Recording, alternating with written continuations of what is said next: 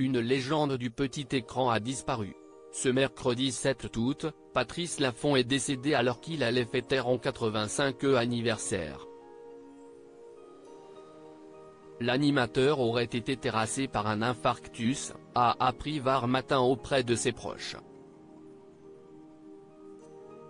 Star de la télévision française, le 4 janvier 1972, Patrice Laffont prend la tête du jeu télévisé, des chiffres et des lettres.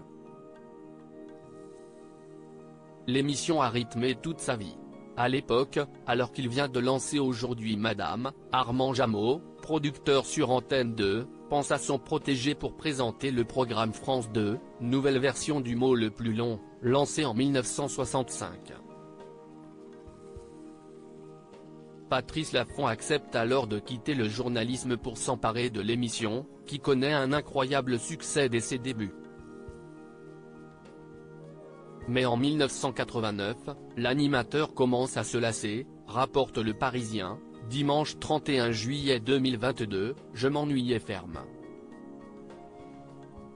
J'avais même fait installer une fois un écran pour pouvoir regarder Roland-Garros.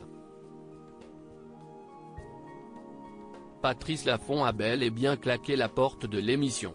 L'animateur star est alors remplacé par Laurent Cabrol, puis Max Meignier. Plus tard, en 1992, c'est Laurent Romeshko qui prend les rênes du jeu télévisé. Patrice Laffont ne le sait pas encore, mais son histoire avec des chiffres et des lettres n'est pas tout à fait terminée. En 2000, il est appelé à la rescousse, Armand Jameau est mort et Michel Cotta, la patronne de France 2, a besoin de lui pour reprendre la production du jeu. Mais le retour de l'animateur ne change rien, l'émission est devenue ringarde et ses audiences dégringolent. Ces tragiques décès de personnalités qui ont déjà marqué l'année 2024. Ça fait 50 ans qu'elle existe. Patrice Laffont, fier de son émission Patrice Laffont décide alors de moderniser l'émission, en vue de la rendre plus attractive.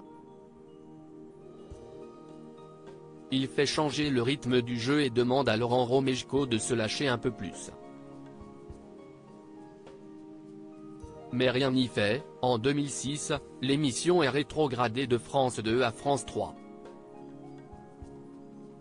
Les audiences continuent de s'effriter, et pour y remédier, une nouvelle version du jeu voit le jour en 2015. Des chiffres et des lettres subsistent grâce à ses 630 000 fidèles, mais le programme n'est plus diffusé que le samedi et le dimanche.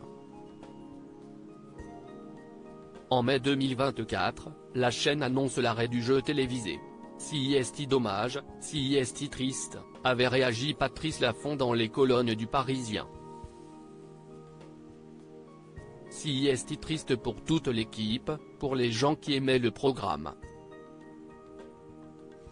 Malgré l'arrêt des chiffres et des lettres, l'animateur a toujours été très fier de la longévité de l'émission. Si est une idée simplissime d'Armand Jameau devenue une émission mythique. Nous sommes la deuxième plus vieille émission du PAF derrière Le Jour du Seigneur. Ça fait 50 ans qu'elle existe, a-t-il confié au Parisien en 2022.